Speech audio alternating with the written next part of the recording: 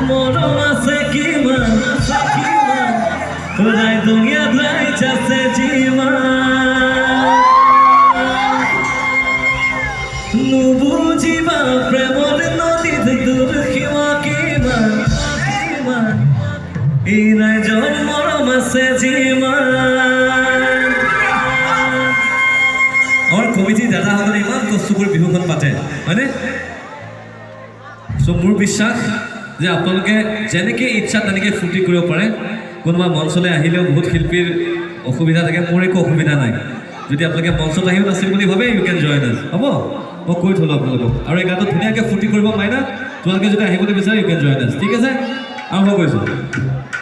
নেৰিবা